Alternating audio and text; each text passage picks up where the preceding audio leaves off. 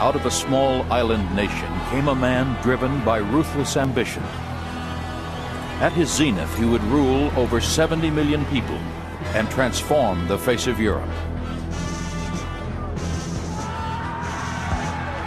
Warrior, emperor, despot, he rode the tiger of revolution to become one of the most admired and reviled men in history, Napoleon Bonaparte.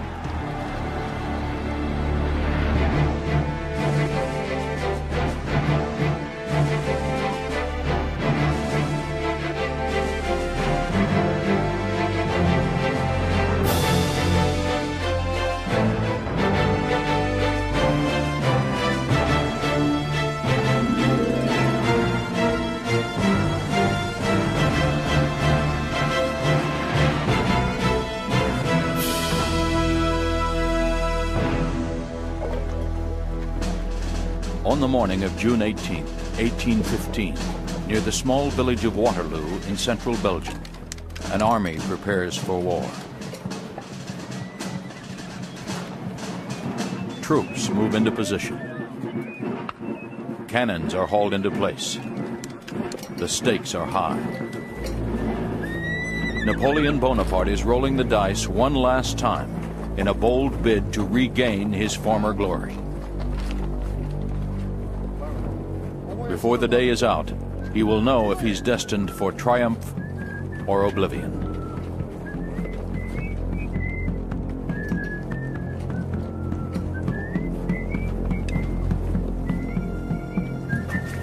Napoleon's journey to Waterloo began 46 years earlier on the fiercely independent island of Corsica, recently annexed by the French.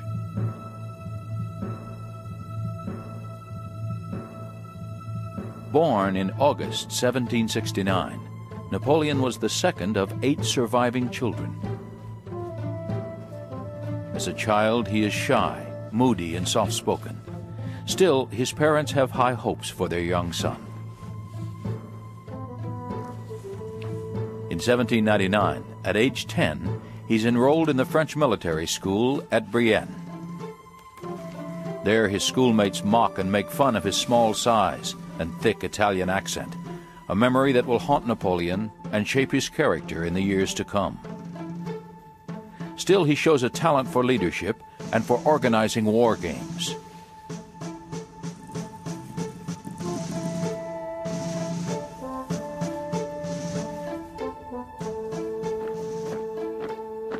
At 15, Napoleon transfers to France's most prestigious military academy, the École Militaire in Paris. A year later, he graduates 42nd in a class of 56.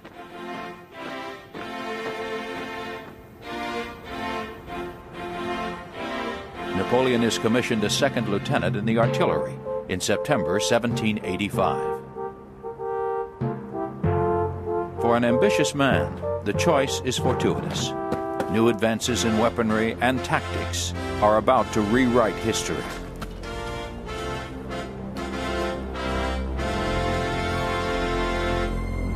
Already an expert in maneuvering field guns and commanding a detachment, Napoleon will show a genius for pitting the firepower of cannons against the manpower of an army. He plans to use his skill to drive the French out of his native Corsica until a much larger drama overtakes him. The first wave of revolution sweeps through France, and one of the great debates of the age, monarchy versus democracy. On one side sit a privileged few, living in the lap of luxury as they have for centuries. Noblemen and aristocrats are indifferent to the suffering of thousands of their countrymen who've died of poverty and starvation. On the other side, philosophers like Jean-Jacques Rousseau are spreading radical new ideas about human rights and rallying around the cry, liberty, equality, fraternity.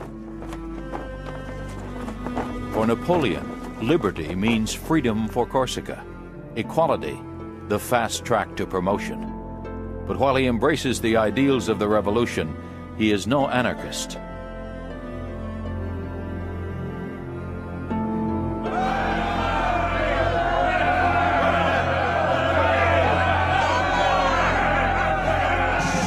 August 10, 1792, anger in the streets boils over.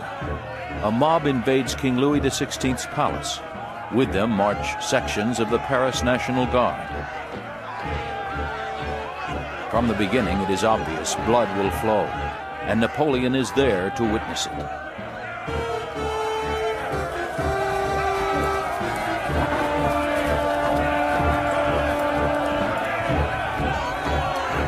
He sees the king's personal Swiss Guard form up to defend the palace. But they are desperately outmanned and outgunned.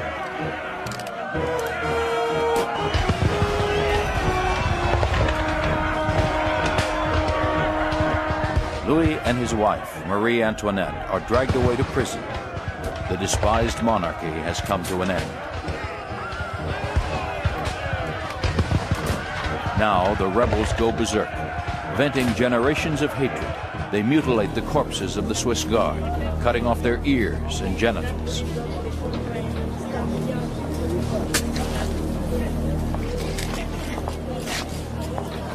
Napoleon is revolted by the butchery, and for the rest of his life, crowds will terrify him. But the worst is yet to come. In 1793, Louis XVI and Marie Antoinette are marched to the guillotine.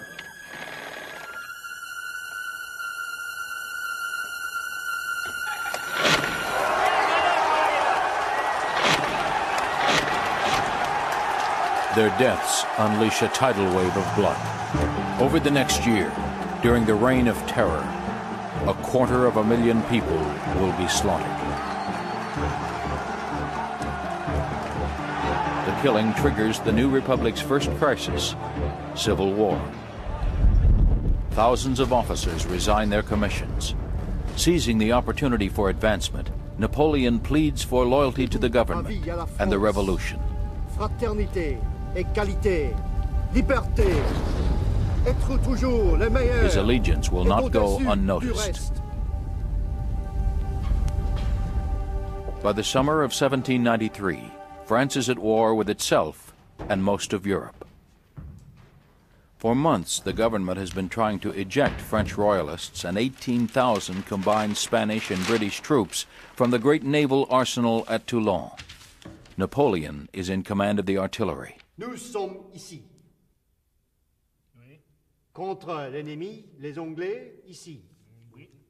But his superiors are skeptical when he maps out an unorthodox plan to lay siege to the harbor instead of the town.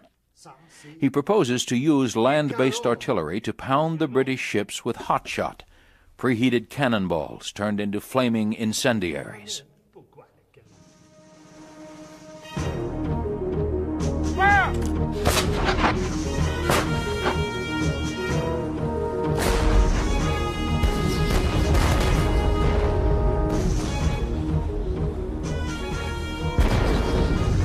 "48 hours later, to save their ships, the British withdraw.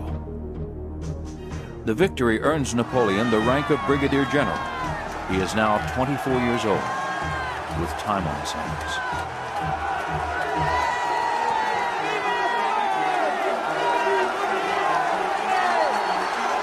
He will not be summoned again until October 1795, when 30,000 royalists, fed up with the new regime, stage a coup.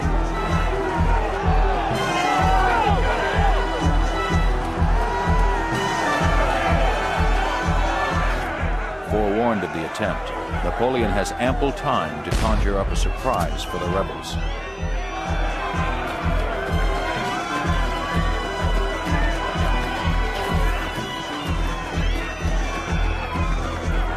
As they surge forward, he rakes them with what he calls a whiff of grape shot, clusters of small iron balls fired at point-blank range. Scores die instantly. Hundreds more retreat, stunned by Napoleon's cold-blooded attack. For the smug young general from Corsica, his shocking performance this day is only the beginning.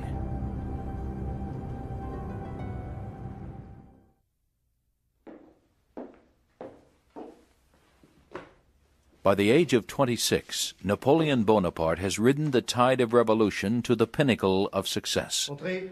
Now his destiny is about to take another turn. S'il te plaît, papa, je pourrais avoir une épée. Legend has it that one day a young boy came to plead for the sword of his father, an aristocrat who'd gone to the guillotine during the Reign of Terror. With him was his mother, Josephine de Beauharnais. Au-dessus du tout. D'accord? D'accord? Tiens. Merci, mon général.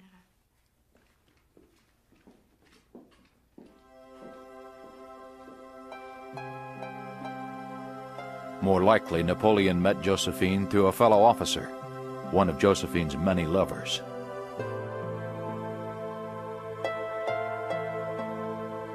Whatever the circumstances, Napoleon is completely smitten.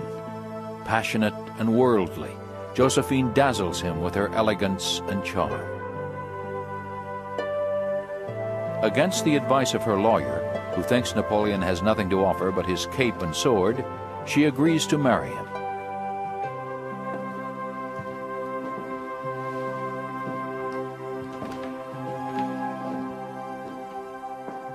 The day doesn't begin well.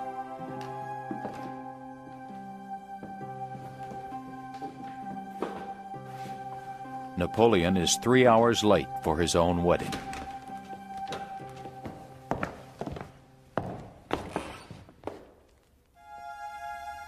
Nor does it end well. While making love on their wedding night, Napoleon is bitten in the leg by her lapdog. 2 days later, the general deserts his bride. France is surrounded by enemies. Afraid the spirit of revolution will spread, Britain is spoiling for a fight.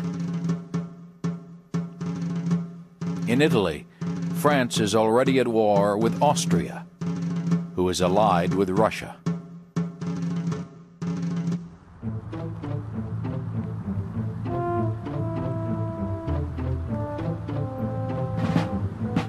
Two weeks after his wedding, Napoleon arrives in Italy to find an army of 37,000 men in tatters.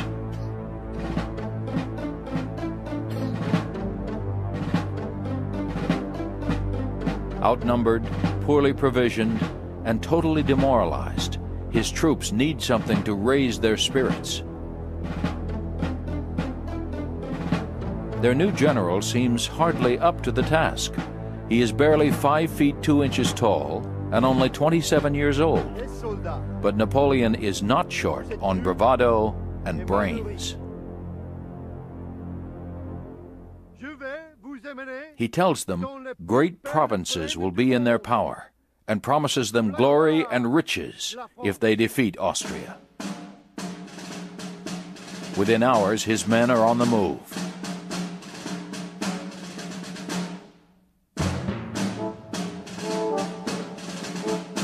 With few supplies to slow them down, they march with lightning speed through Italy. To assure a string of victories, Napoleon adopts an unconventional strategy. Strike the first blow at the enemy's center, then attack its flanks. His success earns him admiration and a nickname, the Little Corporal. In village after village along the way, Napoleon plants trees of liberty, living symbols of the revolution taking root throughout Europe.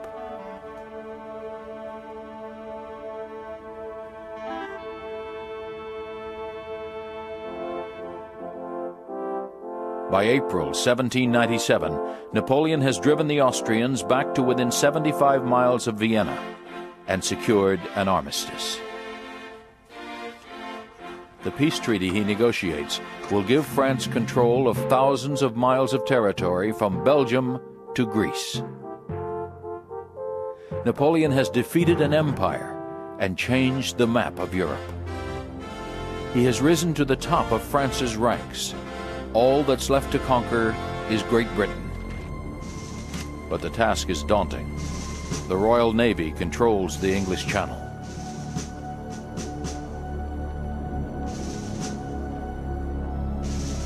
Not wanting to risk disaster, the French dredge up an old plan for invading Britain indirectly. In July 1798, 35,000 soldiers sail not for England, but for the land of the Pharaohs. Egypt is the center of Britain's Mediterranean trade and the stepping stone to India. Amid the grandeur of the ancient past, Napoleon is conscious of his own place in history. He tells his troops to remember, "You have 40 centuries looking down on you." To the Ottoman Turks who rule Egypt, the French are infidels. In the shadow of the pyramids, they declare a holy war.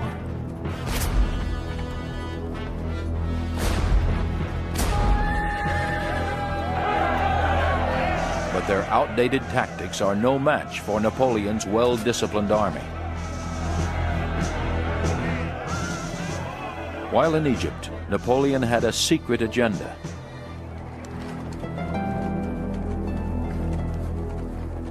500 artists, engineers, and scientists set out to discover and record all they can of the treasures of ancient Egypt. Among them is the Rosetta Stone, the priceless key to deciphering the hieroglyphs and the history of the pharaohs. But despite its considerable allure, Egypt proves a deadly trap. 4 months after Napoleon's arrival, England's Admiral Horatio Nelson corners the French fleet on the Nile and destroys it.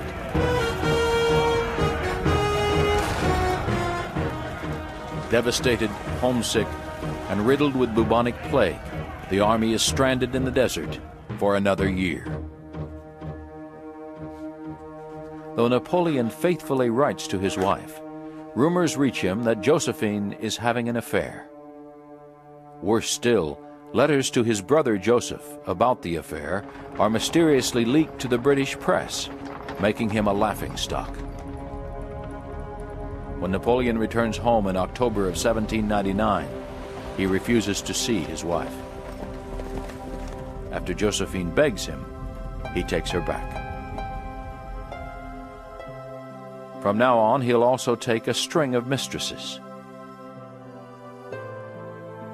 Napoleon's first love, Désirée Clary, meets him secretly on his return from Egypt.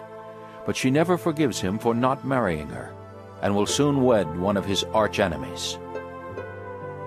The famous soprano Giuseppina Grassini wooed Napoleon with her voice rather than her body, and carried his portrait wherever she went. Pauline Ferret was known as Bonaparte's Cleopatra. Napoleon orders her husband, one of his lieutenants, back to Europe so he can live with her in Cairo. Maria Waleska, a Polish countess, disguised herself as a peasant to meet him.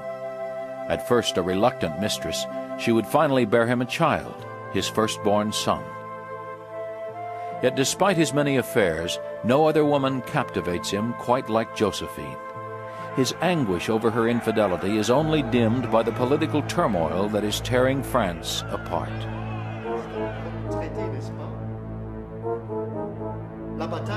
Napoleon's old allies, including his brother Lucien, stage a coup.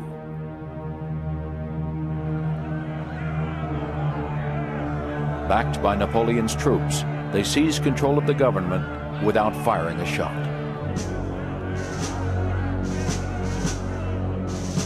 Within a month, the ideals of the French Revolution will be swept away, and the leadership of France will fall on the shoulders of one man. In February 1800, the dictatorship of Napoleon begins.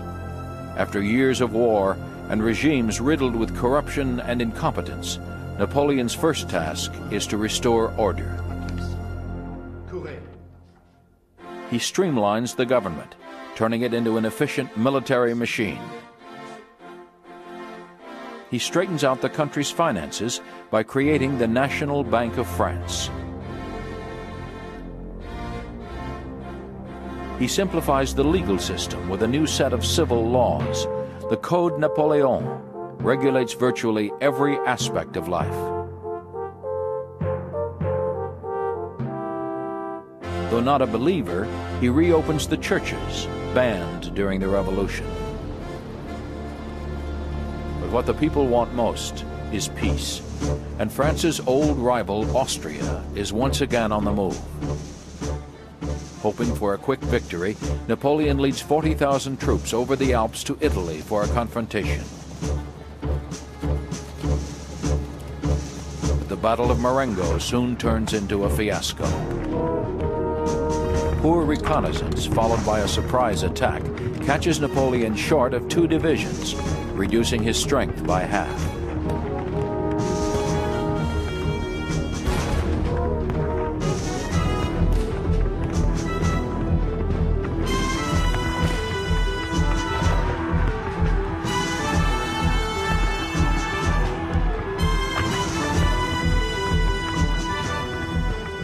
The French barely escaped defeat, but in his dispatches to Paris, Napoleon distorts the truth.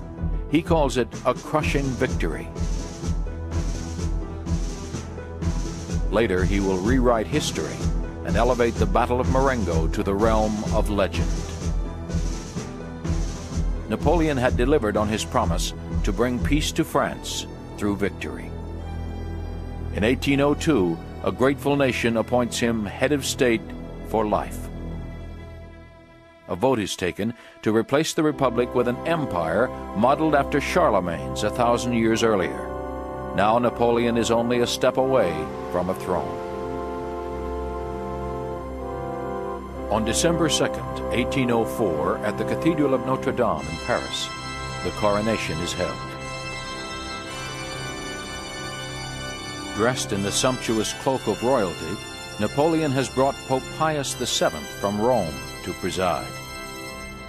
But at the crucial moment, Napoleon astounds the Pope by taking the crown out of his hands and placing it on his own head.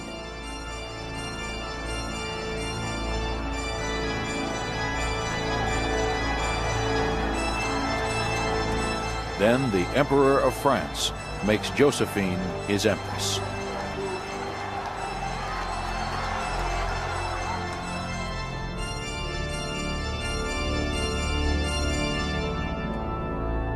But not everyone is happy.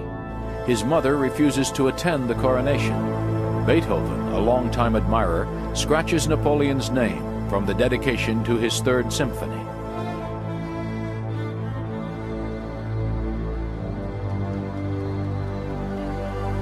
The self-styled Roman emperor is master of all France. But beyond the borders, his enemies still plot against him. In the days ahead, there will be little time to enjoy the throne.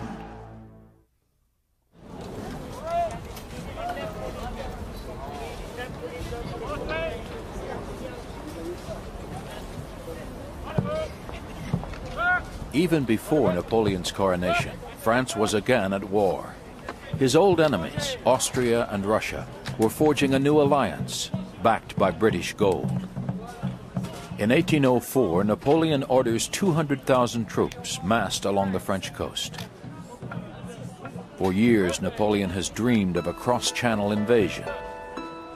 The trick is to get past the formidable British Navy.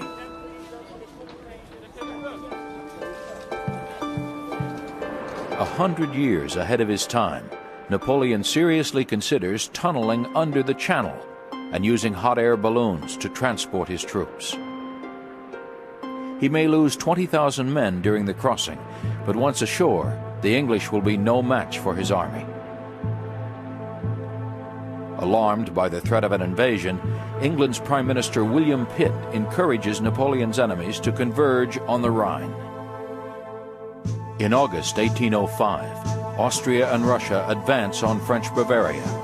To forestall an attack, Napoleon abandons his plans to invade Britain. Instead, he marches his troops from the Channel to the Danube River and renames them the Grande Armée.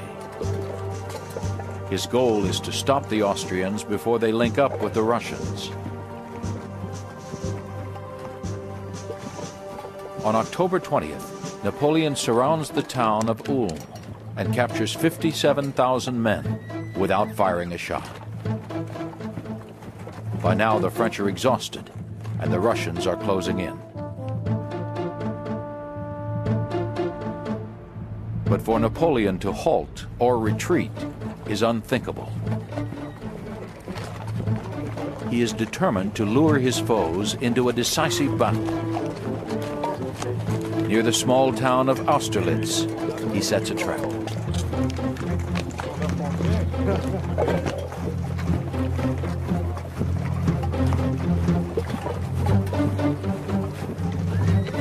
The Russian army, led by Tsar Alexander, and the Austrians, led by Emperor Francis II, descend on the French, believing they are weak and on the run.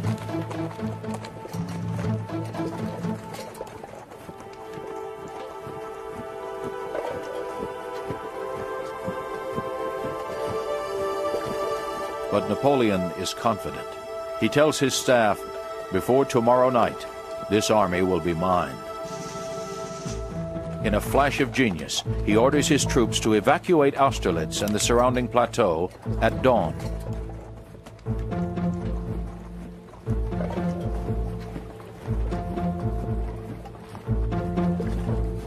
The next day, the centerpiece of his strategy will unfold.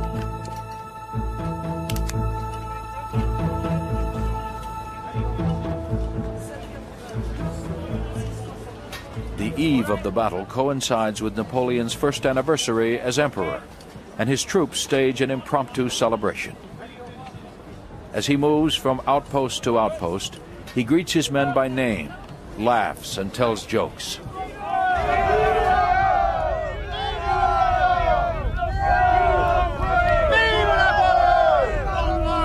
Soon, thousands are lighting torches, the now famous bivouac fires of Austerlitz, and cheering, "Vive la France!"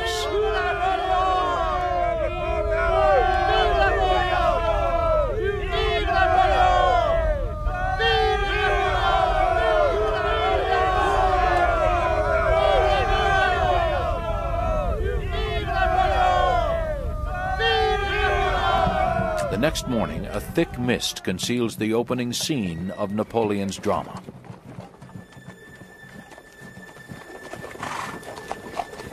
Then, as the sun rises and the fog lifts, the Russians see the French leaving.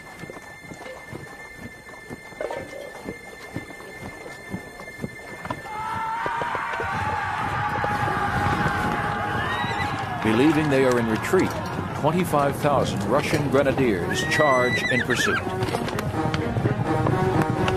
In front of them is a hill, which masks the main body of Napoleon's army.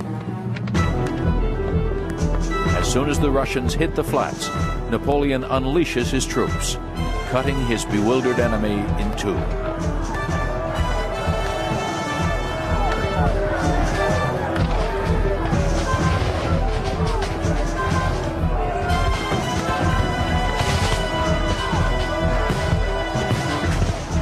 Napoleon crushed a formidable army and a dangerous alliance with one of the most brilliant maneuvers in military history. But in a letter to Josephine, he's uncharacteristically humble. "I have defeated the Russian and Austrian army commanded by 2 emperors," he wrote. "I am a little tired." For Napoleon, there will be no rest. Word has reached him that 6 weeks earlier, off the Spanish coast at Cape Trafalgar, Admiral Nelson attacked the French fleet, knocking half their ships out of commission.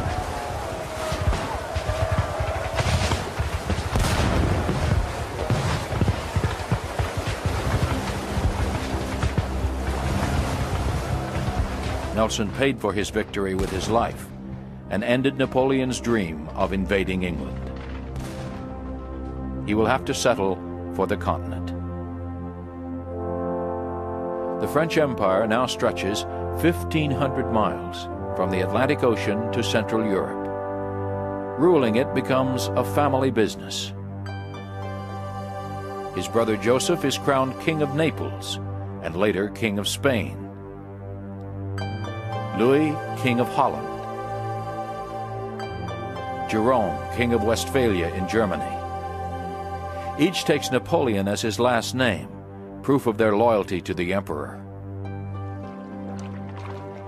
Only England remains unconquered. In 1807, Napoleon devises another plan to destroy his neighbor. He puts an embargo on all British goods. But he needs Russia to make it work. Napoleon meets the young Tsar on a raft in the middle of a river. They charm each other. After dinner, they drink tea and discuss politics and philosophy.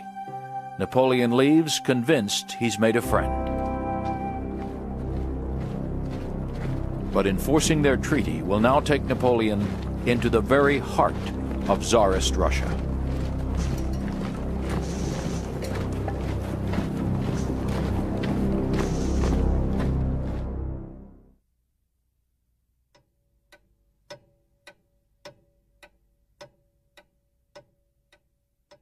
By age 40, Napoleon Bonaparte's empire has reached its zenith.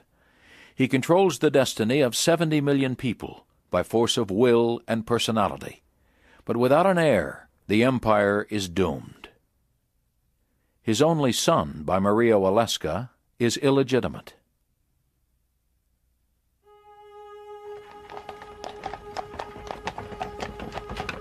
His marriage to Josephine has spawned countless rumors of infidelity, but no offspring.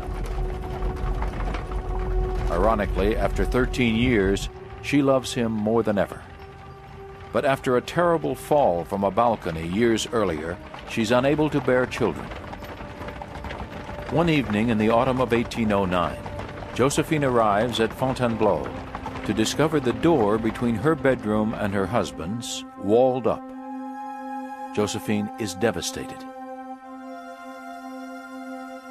"I still love you," he says, "but politics has no heart."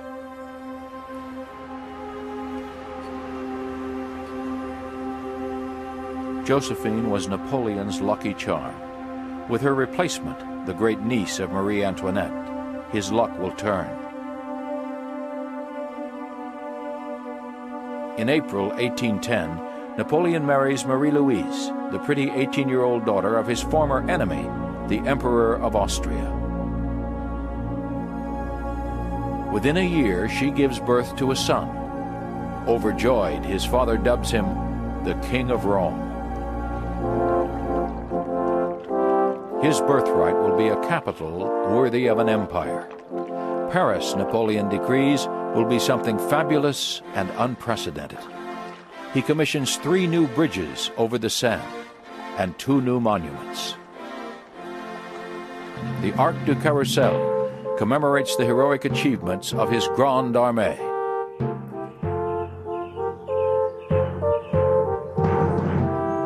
The Musée Napoleon in the Louvre houses all of the art treasures amassed during his campaigns.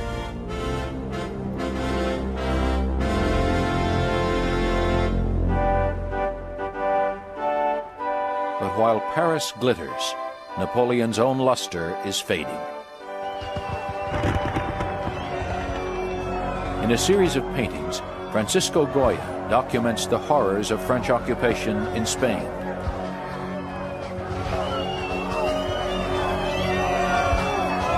In Paris, discontent is also growing.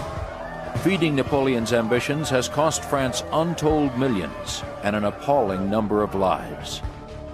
Now many believe the price is too high. After several assassination attempts, the pressure is mounting. For Napoleon, winning becomes an obsession. When he plays chess with his friends, he cheats.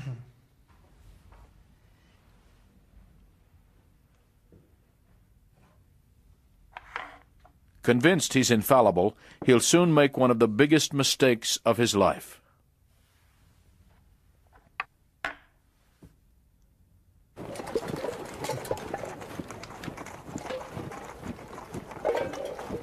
On June 23, 1812, Napoleon leads the largest army ever assembled in Europe across the Niemen River into Russia. Tsar Alexander has backed out of his agreement to blockade England and is preparing for war. Napoleon plans to dictate the terms of a new deal on the battlefield. 70 miles from Moscow, near the village of Borodino, the Russian army digs in and waits. At dawn on September 7th, 130,000 French troops smash into the Russians.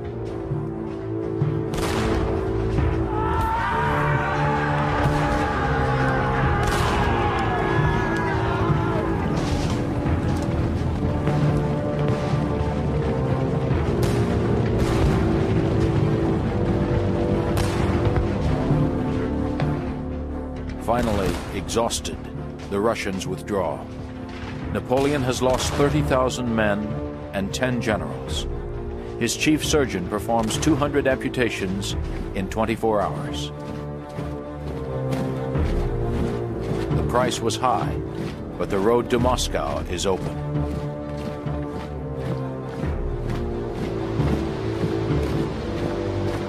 When Napoleon arrives, he finds the city deserted.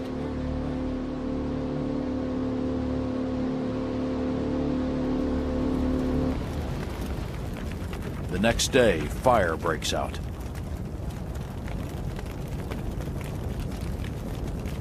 Two-thirds of Moscow is destroyed by arsonists. For 5 weeks, Napoleon waits for the Tsar to surrender. But Alexander has a cunning scheme of his own. The Russian winter is closing in. His food supplies dwindling, Napoleon bitterly orders the long march home. Now the Russians launch their cruelest attack. They hound the French, forcing them back down the road to Borodino, past the bloated corpses of their comrades.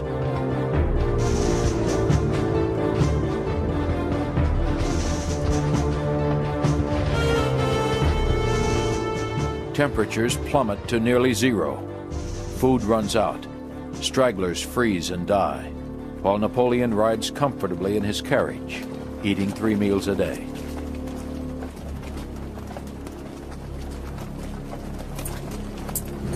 For the French, the campaign becomes a race to the Berezina River, which means Poland and safety. But the Russians get there first.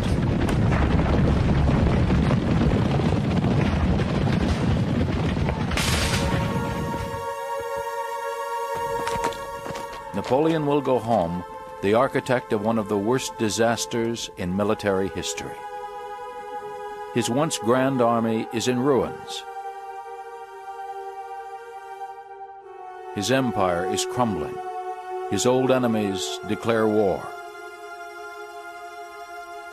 Soon the Allied forces of 5 nations will march into Paris. Napoleon's fate is sealed.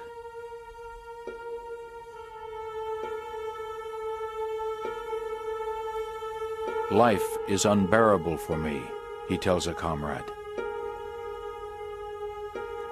In his darkest hour, he contemplates suicide and asks his doctor to concoct a poison. The poison is strong enough to kill 2 men. But his body rejects it. Napoleon had wanted to leave life. Now instead, he must leave France.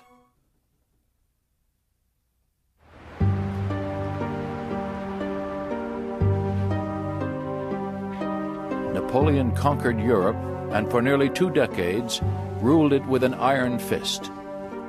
Now his enemies will accept nothing less than unconditional surrender.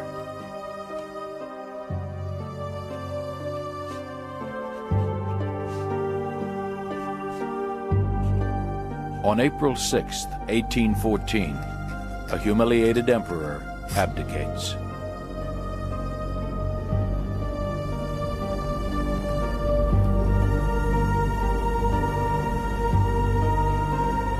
2 weeks later, Napoleon leaves Fontainebleau for the last time.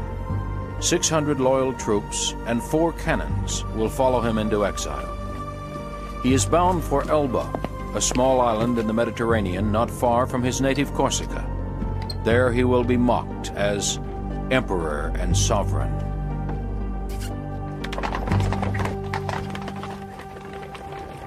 Napoleon's departure signaled a return to monarchy and the dark days before the Revolution. With the stroke of a pen, Louis XVIII restores France to its former borders and abolishes the empire. But for some, there's no turning back. After 10 months on a 38-square-mile island of scrub-covered mountains, Napoleon is getting bored. By early 1815, word reaches him that much of France, including the military, would cheer his return. Though it's a long shot, Napoleon can't resist the opportunity to recover his old glory. In March, he escapes from Elba, aboard a boat disguised as an English brig, and makes a dash for Paris. Along the way, every regiment sent by the king to arrest him joins him. When the news reaches the palace, Louis flees. Now the people openly embrace their former emperor.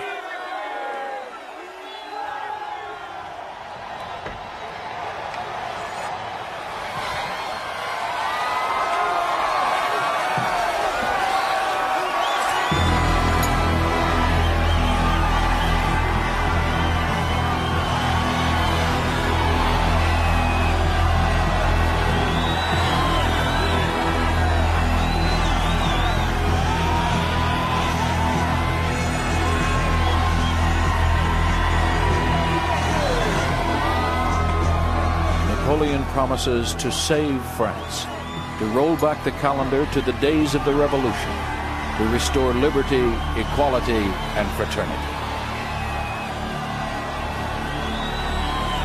Meanwhile, in Vienna, Napoleon's enemies have been busy carving up his empire. When news of Napoleon's return reaches them, they officially declare him an outlaw. Immediately, the Duke of Wellington heads for Belgium to join up with Field Marshal Gebhard Blücher and the Prussians. Although they outnumber Napoleon almost 2-1, Wellington is too smart to underestimate his opponent.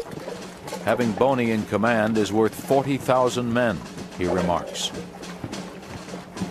Napoleon has 2 choices: stand and defend Paris, or head east and drive a wedge between the English and the Prussians. On June 15, 1815, he marches into Belgium.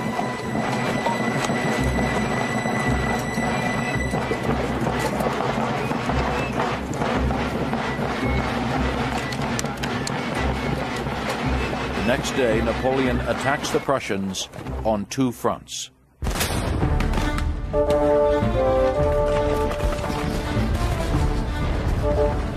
For hours, he pounds the enemy. But with his army thinned out, he can't clinch a victory.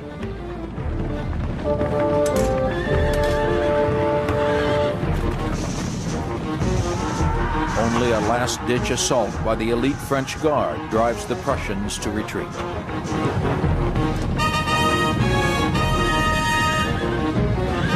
That night, they head north to join Wellington, near the village of Waterloo. On the 18th, the French and the British face each other along a 3-mile ridge. Napoleon's plan is simple and familiar. Open with a bombardment, then attack Wellington's center.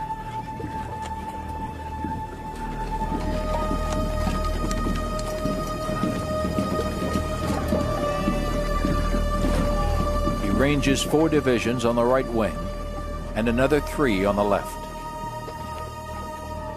Wellington has taken the high ground, drawing up his forces along the crest of Mont Saint-Jean. He leaves his left flank open, expecting the Prussians to arrive and reinforce him.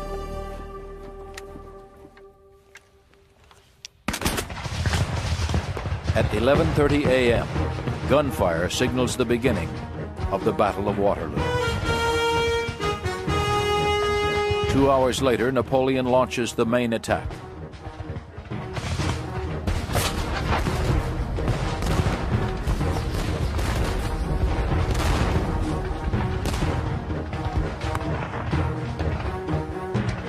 But his men line up in an outdated formation that presents Wellington with a perfect target.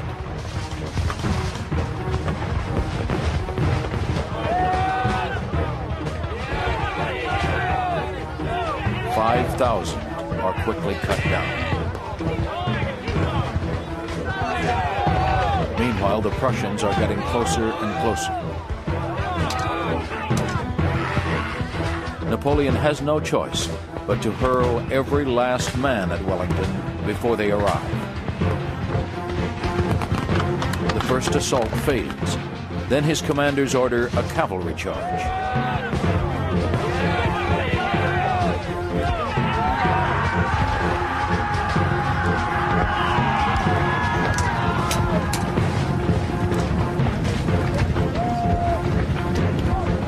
The British form into 20 squares interspersed with cannons. For the next 2 hours, waves of French cavalry break and die on the British lines.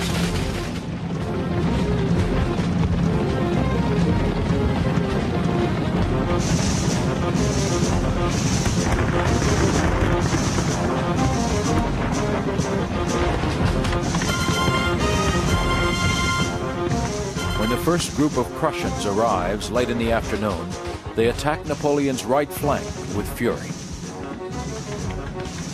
Still, the French fight bravely on, even breaking through Wellington's line before they're repulsed. Then a second group of Prussians appears out of nowhere. As if on cue, Wellington charges down the hill to meet them.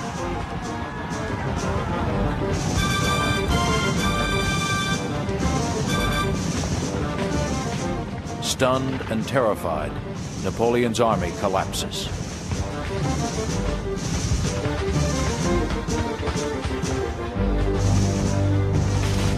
It cost Wellington 20,000 men to win the Battle of Waterloo. It cost Napoleon twice as many to lose it.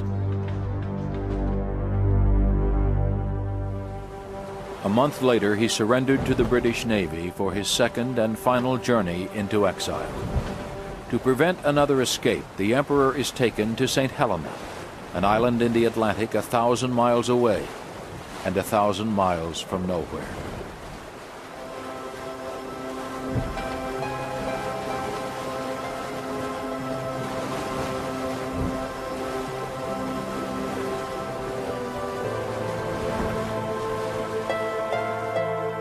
Napoleon did not like Longwood, his home on St. Helena.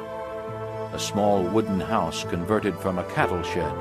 It sits on a plateau where it can be watched from a nearby military camp. Patrols constantly crisscross the island.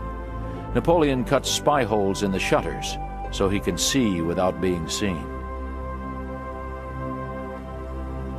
He complains to his jailers that he's an emperor, not a prisoner of war, but the British refuse to acknowledge his title.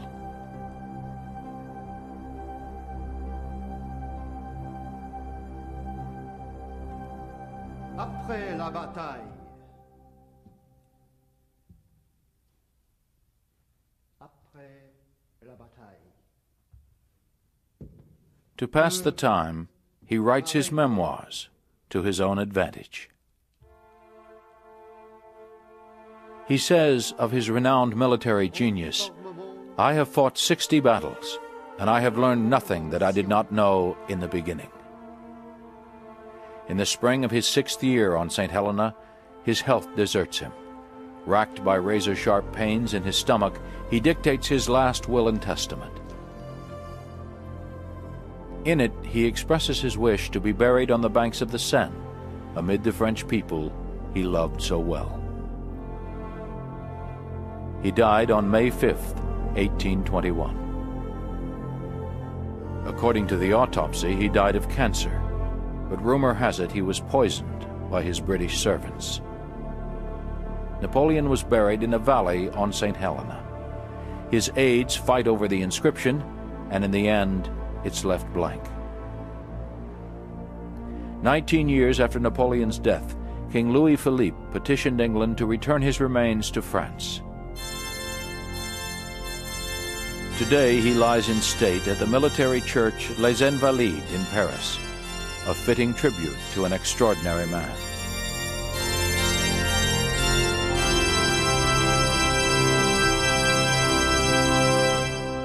He rose from obscurity to become perhaps the greatest military genius of all time.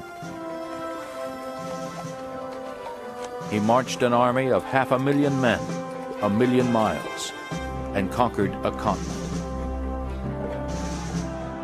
He dragged a beleaguered nation out of revolution and transformed it into an empire. Passionate, ambitious, egocentric, he was also a visionary, a hero, a conqueror. He was Napoleon Bonaparte.